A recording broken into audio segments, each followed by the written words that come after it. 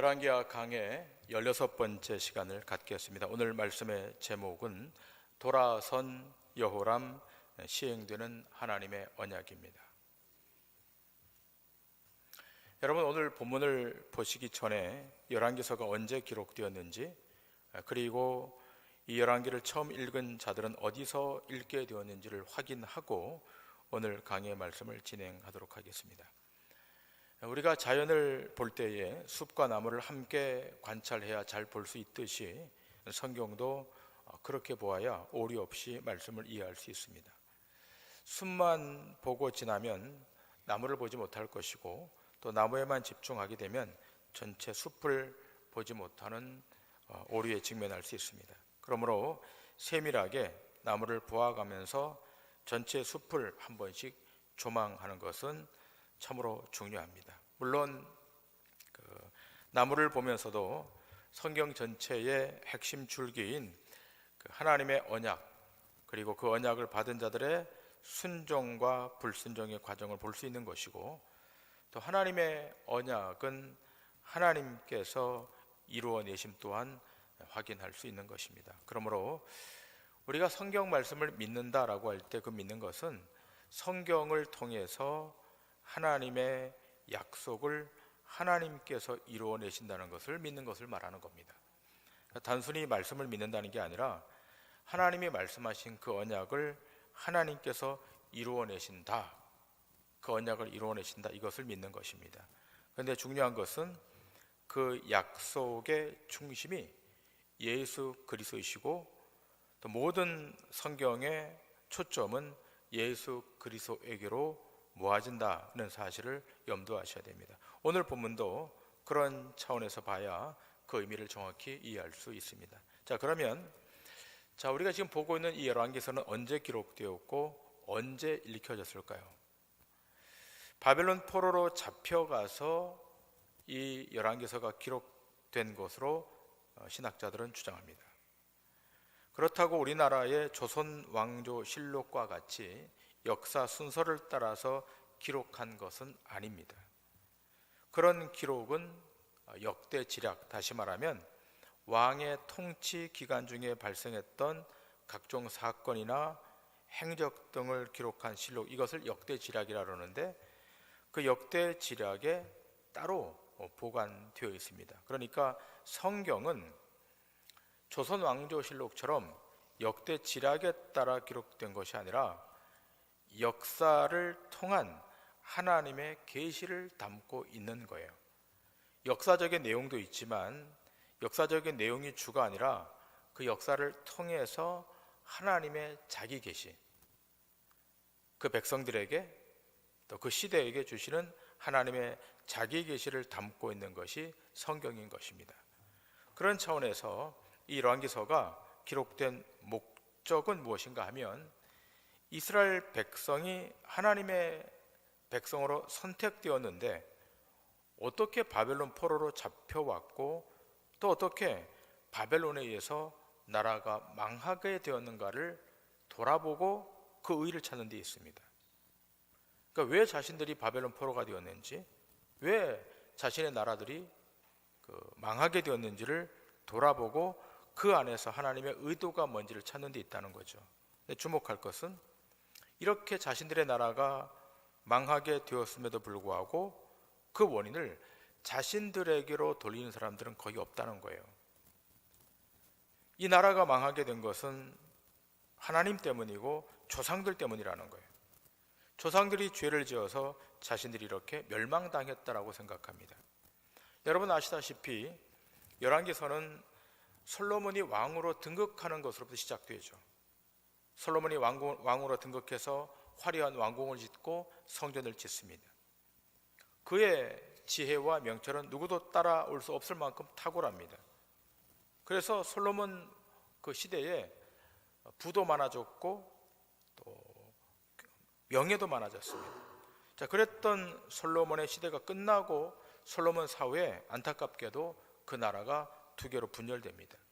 북쪽과 남쪽으로 분열되죠. 그리고 긴 시간 동안 나라는 두 개가 되어서 분열 왕국사를 지내게 됩니다. 그러나 그 분열 왕국사는 얼마 가지 못해서 북쪽 이스라엘은 BC 722년에 아수르에게 멸망을 당하게 되고 남쪽 유다는 BC 586년에 바벨론에게 멸망을 당합니다. 나라가 완전히 멸망당하죠. 이러한 멸망 과정을 통해서 바벨론의 포로로 잡혀간 이스라엘 백성들에게는 큰 혼란이 왔습니다. 어떤 혼란이었는가 하면 여호와 하나님이 이방 신들에게 패배한 것이 아닌가. 전능하신 하나님이신데, 능력 있는 하나님이신데 그 하나님이 이방의 신들에게 패배한 것은 아닌가라고 하는 신학적인 회의가 들었던 거예요. 하나님이 무능한 하나님이 아닌가라고 했던 겁니다. 그런데 바벨론의 포로로 잡혀가서도 이스라엘 백성들은 자신들의 죄를 알지 못해요. 자신들의 조상들이 죄를 지어서 이렇게 고생하고 있다고 잘못 생각하고 있습니다. 여러분, 이 구체적인 내용들은 에스겔서를 강의할 때 조금 더 세밀하게 말씀드리겠습니다. 자, 이렇게 바벨론의 포로로 잡혀온 상황에서 열왕기서는 기록되었고 또 이스라엘 백성들에게 그 메시지가 전달되었습니다. 때문에 열왕기서나 또 같은 내용을 기록한 역대기서나 역대지락에 기록된 역사로 끝나는 것이 아니라 성경은 성령의 감동으로 하나님의 자기 계시로 기록된 하나님의 말씀입니다. 그러면 이렇게 기록된 성경, 특별히 구약 성경은 무엇을 증거하고 있는가라고 하는 거예요. 우리가 지금 구약 성경을 보고 있는데 이렇게 기록된 성경, 구약 성경은 특별히 무엇을 우리에게 증거하려는 것입니까? 자, 세 군데 말씀을 좀 찾겠는데요. 베드로후서 1장 19절부터 21절입니다. 또 우리에게는 더 확실한 예언이 있어 어두운 데를 비추는 등불과 같으니 날이 새어 샛별이 너희 마음에 떠오르기까지 너희가 이것을 주의하는 것이 옳으니라. 먼저 알 것은 성경의 모든 예언은 사사로이 풀 것이 아니니 예언은 언제든지 사람의 뜻으로 낸 것이 아니요 오직 성령의 감동하심을 받은 사람들이 하나님께 받아 말한 것임이라. 자, 지금 사도 베드로가 이 베드로 후서를 썼죠. 아시다시피 베드로는 예수님의 제자였고 예수님을 직접 따라다녔던 수제자였습니다.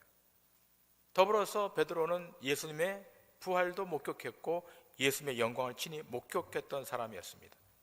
자, 그런데 이 사도 베드로가 뭐라고 이야기하는가 하면 확실한 예언이 있는데 그 확실한 예언이 기록된 말씀이라고 하는 겁니다.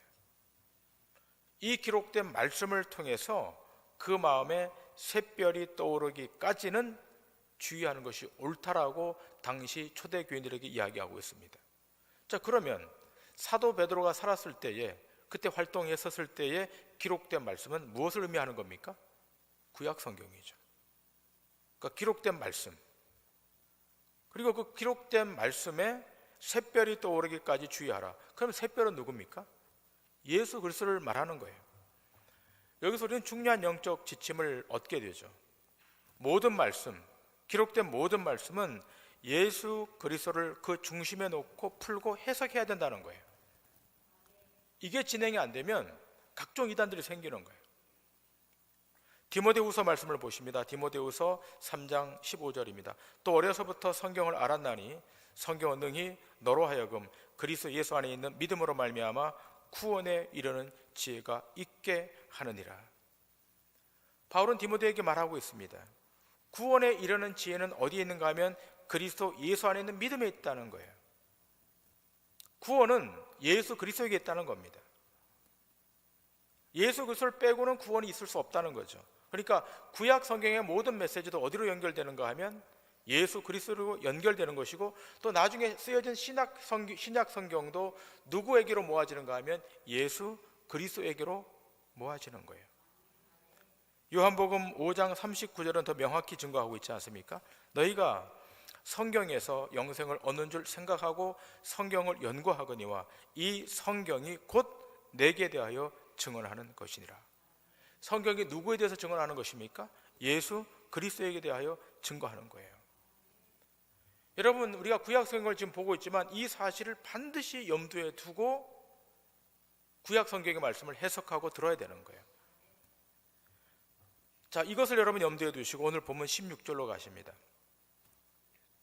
자, 역사적인 내용이니까 조금 주목해서 좀 주의해서 듣도록 하십니다. 이스라엘의 왕 아합의 아들 요람 제5년에 여호사밧이 유다의 왕이었을 때에 유다의 왕 여호사밧의 아들 여호람이 왕이 되니라.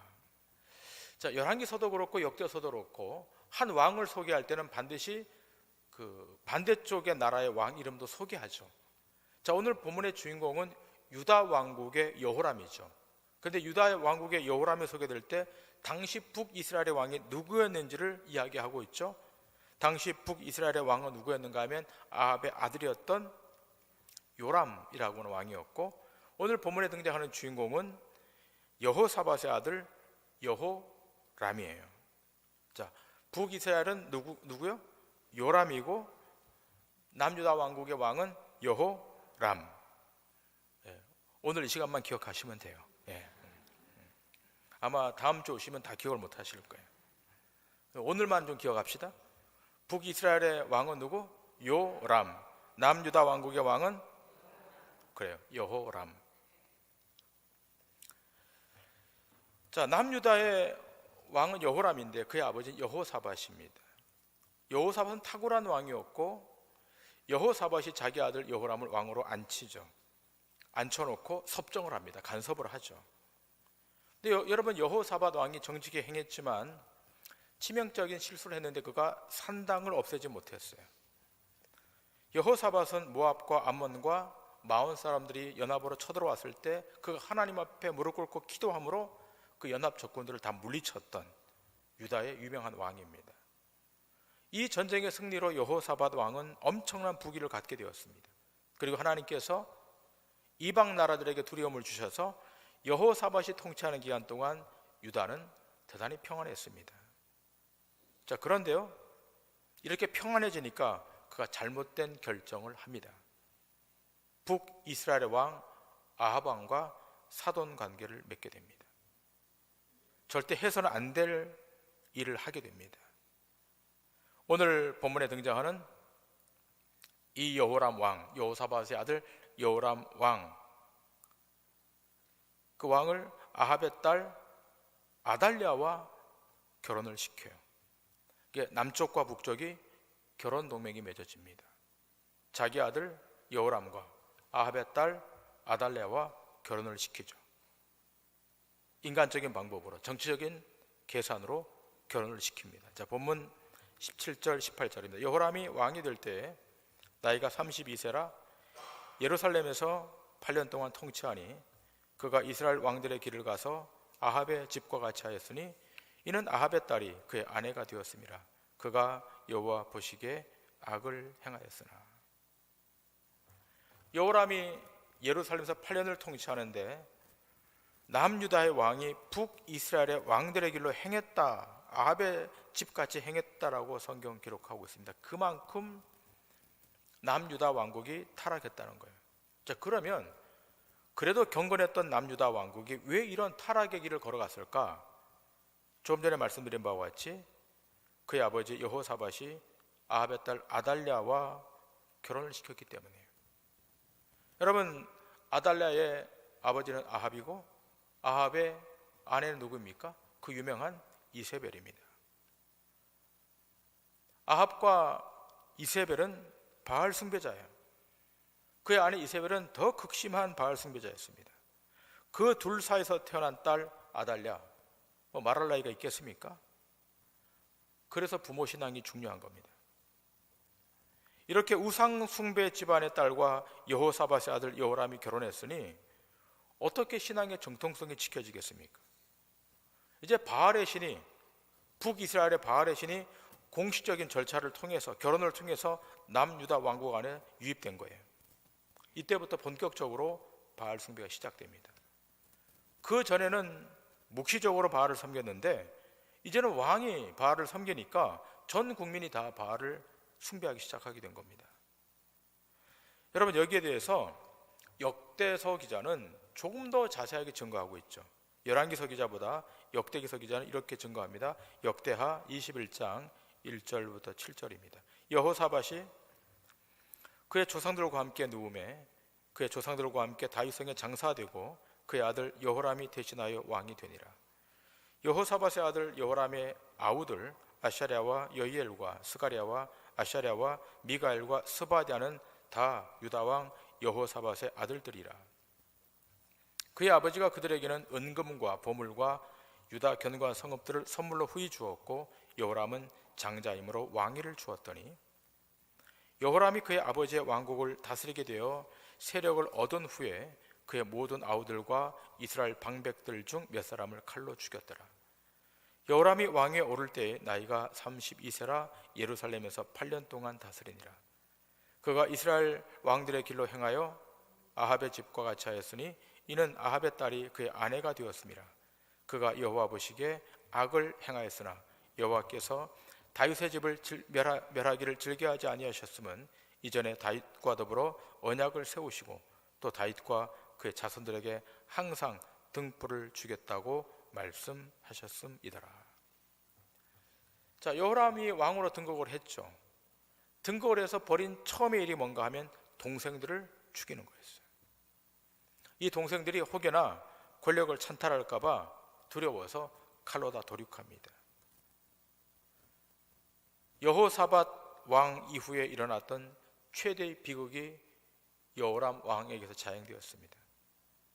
그런데 그 중심에 누가 서 있었는가 하면 여호람의 아내였던 아합의 딸 아달랴입니다. 남유다 왕국에 일어나지 않을 비극이 일어나게 되었습니다. 자, 그렇다면 여러분, 이러한 비극이 발생했을 때 하나님이 여호람을 어떻게 했을까요? 자, 이어지는 역대하 21장 8절 이하의 말씀을 보시겠습니다. 여호람 때 에돔이 배반하여 유다의 지배하에서 벗어나 자기 위에 왕을 세우므로 여호람이 지휘관들과 모든 병거를 거느리고 출정하였더니 밤에 일어나서 자기를 에워싼 에돔 사람과 그 병거의 지휘관들을 쳤더라. 이와 같이 에돔이 배반하여 유다의 지배하에서 벗어났더니 오늘까지 그러하였으며 그때 림나도 배반하여 여호람의 지배하에서 벗어났으니 이는 그가 그의 조상들의 하나님 여호와를 버렸음이더라. 여호람이 또 유다 여러 산에 산당을 세워 예루살렘 주민으로 음행하게 하고 또 유다를 미혹하게 하였으므로 선지자 엘리야가 여호람에게 글을 보내어 이르되 왕의 조상 다윗의 하나님 여호와께서 이같이 말씀하시기를 네가 네 아비 여호사밧의 길과 유다 왕 아사의 길로 행하지 아니하고 오직 이스라엘 왕들의 길로 행하여 유다와 예루살렘 주민들이 음행하게 하기를 아합의 집이 음행하듯 하며 또 네 아비 집에서 너보다 착한 아우들을 죽였으니 여호와가 네 백성과 네 자녀들과 네 아들들과 네 아내들과 네 모든 재물을 큰 재앙으로 치시리라. 또 너는 창자의 중병이 들겠고 그 병이 날로 중하여 창자가 빠져나오리라 하셨다 하였더라. 이 여호람의 악행을 인해서 하나님이 참지 못하시고 치시겠다고 말씀하십니다.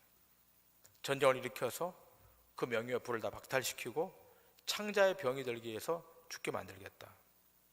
자, 이어지는 역대하 21장 16절 이하의 말씀. 여호와께서 블레셋 사람들과 구스에서 가까운 아라비아 사람들의 마음을 격동시키사 여호람을 치게 하셨으므로 그들이 올라와서 유다를 침략하여 왕궁의 모든 재물과 그의 아들들과 아내들을 탈취하였으므로 막내 아들 여호아하스 외에는 한 아들도 남지 아니하였더라.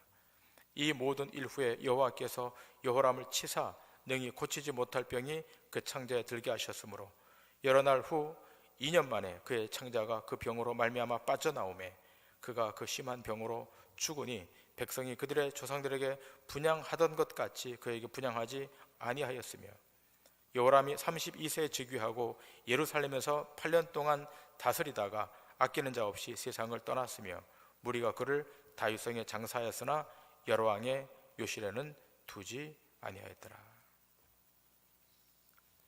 자, 여기서 우리가 주목할 구절은 20절입니다. 그를 다윗성에 장사했다라고 하는 대목입니다. 잠시 후에 더 자세한 내용을 말씀드리겠지만 여러분 이 대목을 기억하시길 바랍니다. 여호람의 생은 비극으로 끝나죠. 그러면 이 여호람이 구원을 받았겠습니까? 구원을 받지 못했겠습니까? 여호람의 행위를 보면 구원받지 못하는 것이 당연하다고 생각이 되죠. 여러분, 어떻게 이런 자가 구원을 받을 수가 있겠습니까? 근데 여러분, 우리는 이런 말씀을 대할 때마다 여호람처럼 살면 안 된다 그러죠.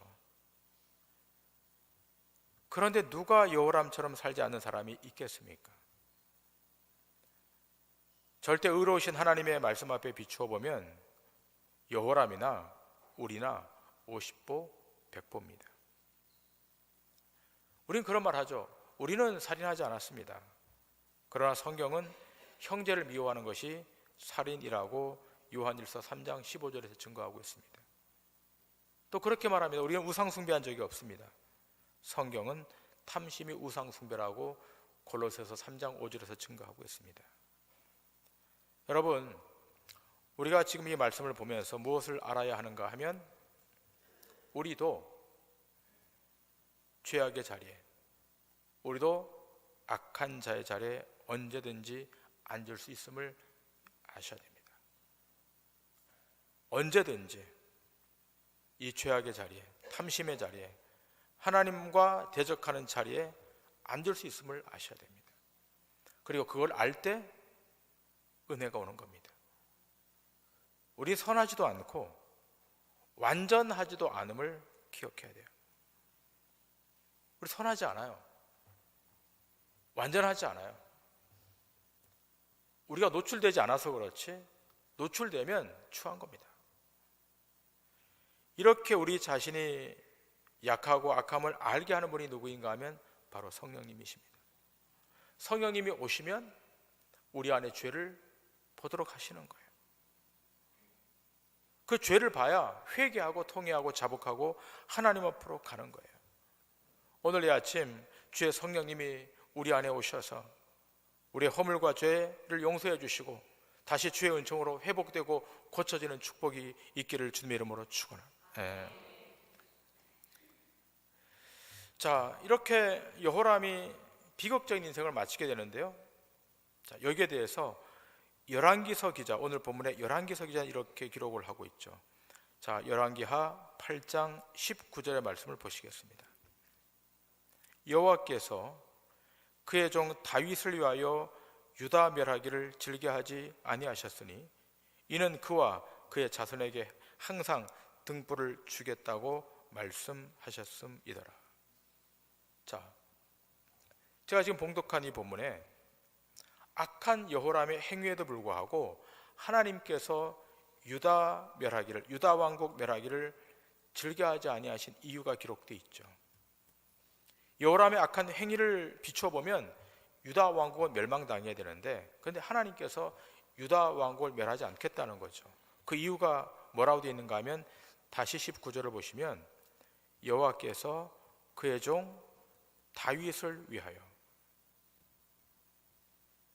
유다 왕국이 멸절되지 않는, 멸망당하지 않는 원인이 뭔가 하면 여호와께서 그의 종 다윗을 위하여, 하나님께서 다윗과 맺은 언약, 이 언약 때문에 여호람이 악행을 저질렀을지라도 여호람을 다윗성에 장사 지내도록 허락한 거예요. 여호람이든 유다 왕국이든 다 멸망해야 되는데 멸망하지 않는, 멸망당하지 않는 단 한 가지 이유, 그것은 하나님의 언약 때문에. 역대서 기자가 기록한 여호람 왕의 마지막 부분이 오늘 이 본문 20절에도 동일하게 기록되어 있죠. 자, 20절 이하에 보면 이렇게 되어 있습니다. 여호람 때에 에돔이 유다의 손에서 배반하여 자기 위에 왕을 세운 거로 여호람이 모든 병거를 거느리고 4일로 갔더니 밤에 일어나 자기를 에워싼 에돔 사람과 그 병거의 장관들을 치니 이에 백성이 도망하여 각각 그들의 장막들로 돌아갔더라. 이와 같이 에돔이 유다의 수하에서 배반하였더니 오늘까지 그러하였으며 그때 림나도 배반하였더라. 여호람의 남은 사적과 그가 행한 모든 일은 유다 왕 역대지락에 기록되지 아니하였느냐. 여호람이 그의 조상들과 함께 자매 그의 조상들과 함께 다윗성에 장사되고 그의 아들 아하시아가 대신하여 왕이 되니라. 여호람 왕 때 에돔이 배반하죠. 그래서 여호람 왕이 화가 나서 병사를 끌고 나가서 그들을 칩니다. 그런데 오히려 포위당하죠. 포위당하니까 백성들이 혼비백산해서 다 자기 장막으로 돌아가 버립니다. 결국 에돔은 유다로부터 독립하게 됩니다. 자, 그리고 결국 여호람 왕은 자기의 일생을 마치게 되는데, 중요한 것은 그가 그 일생을 마쳤을 때 그들의 조상들과 함께 다윗 성에 장사되었다고 하는 거예요. 여러분, 악한 왕 아닙니까?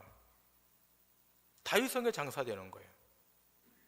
이렇게 악한 왕은 포로로 잡혀가든지 죽든지 짐승의 밥이 되어도 시원치 않은데 어떻게 다윗 성에 장사되는 겁니까? 조금 전에 말씀드린 바와 같이 다윗을 위하여 다윗과 체결한 언약 때문에 그렇게 되는 거예요. 여러분, 아무리 악한 왕일지라도 체결된 언약은 유효한 겁니다. 여러분, 생각해 보세요. 여호람 왕이나 하나님이 최초에 맺었던 다윗 왕의 언약이나, 여러분, 여호람 왕이나 이스라엘의 두 번째 왕이었던 다윗 왕이나 도덕적인 면에서 누가 더 훌륭했는가, 누가 더 나았는가? 성경은 50보 100보라고 말합니다.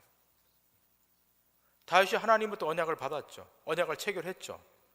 그러나 그 이후에 어떻게 합니까? 간음했죠. 살인을 자행합니다. 여호람이나 다윗이나 거기서 거깁니다. 그런데 본문은 뭐라고 증거하는가 하면 다윗을 위하여. 중요한 여기 신학적 또 성경적 신앙적 모티브가 담겨 있는 거예요. 언약의 당사자가 불성실해도 언약의 주관자이신 하나님은 그 언약에 대해서 성실하시다는 겁니다. 변함이 없는 거예요. 다윗이 언약을 받았음에도 불구하고 간음했잖아요. 불성실했잖아요. 그러나 언약의 주관자이신 하나님은 그 언약에 대해서 성실한 거예요. 이건 여러분과 저도 마찬가지예요. 하나님과 여러분이 언약을 맺지 않았습니까? 언약을 맺은 당사자들이 다 오늘 이 예배에 오신 거예요. 근데 돌아보세요. 한번 일주일의 삶을 돌아보시고 한 달의 삶을 돌아보세요. 여러분, 정말로 언약 백성으로서의 삶을 살았습니까? 그 언약을 지키고 살았습니까? 그렇지 않잖아요. 그럼에도 불구하고 징계받지 않았잖아요. 심판받지 않았잖아요. 다 건강한 모습으로 이 시간 이 자리에 왔잖아요. 왜 그런 겁니까?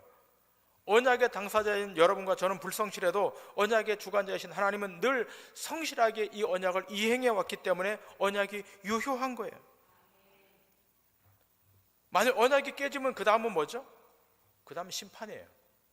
언약을 지키지 못한 사람은 심판을 받을 수밖에 없는 거예요. 그러나 심판받지 않고 징계받지 않고 오늘 이 아침 건강한 모습으로 주 앞에 와서 예배할 수 있는 것은 언약의 주관자이신 하나님께서 이 언약을 신실하게 지켜주셨기 때문에. 왜 그렇게 하시는 거예요? 하나님의 자기 이름을 걸고 언약을 맺었기 때문에.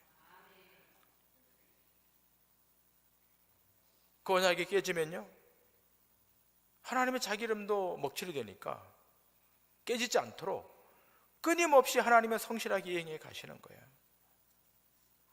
여러분, 한번 생각해 보세요. 여러분 입장에서 생각하지 마시고 하나님 입장에서 한번 생각해 보세요. 하나님 얼마나 답답하시겠습니까? 그럼에도 불구하고 하나님은 그 언약을 시행해 가십니다. 그럼 도대체 이 언약이 무엇이기에 그렇게 하는 겁니까? 에스겔서 36장 16절 이하의 말씀을 보시겠습니다. 여호와의 말씀이 또 내게 임하여 이르시되, 인자야, 이스라엘 족속이 그들의 고국 땅에 거주할 때에 그들의 행위로 그 땅을 더럽혔나니 나 보기에 그 행위가 월경 중에 있는 여인의 부정함과 같았느니라. 그들이 땅 위에 피를 쏟았으며 그 우상들로 말미암아 자신들을 더럽혔으므로 내가 분노를 그들 위에 쏟아 그들을 그 행위대로 심판하여 각국에 흩으며 여러 나라에 해쳤더니 그들이 이른바 그 여러 나라에서 내 거룩한 이름이 그들로 말미암아 더러워졌나니 곧 사람들이 그들을 가리켜 이르기를 이들은 여호와의 백성이라도 여호와의 땅에서 떠난 자라 하였음이라. 자, 이스라엘 백성들이 하나님의 이름을 더럽히는 거예요. 그 심판을 받을 수밖에 없는 거예요. 결국 심판을 받아서 바벨론 포로로 끌려갔던 거예요. 이스라엘의 행위를 보면 징계받을 수밖에 없고 멸망받을 수밖에 없는 거예요. 자, 그런데요, 그 다음 이어진 21절에 하나님이 이렇게 말씀하세요. 21절부터 23절입니다. 그러나 접속사가 등장해요. 그러나 이스라엘 족속에 들어간 그 여러 나라에서 더럽힌 내 거룩한 이름을 내가 아꼈노라. 그러므로 너는 이스라엘 족속에게 이르기를 주 여호와께서 이같이 말씀하시기를 이스라엘 족속아 내가 이렇게 행함은 너희를 위함이 아니요 너희가 들어간 그 여러 나라에서 더럽힌 나의 거룩한 이름을 위함이라.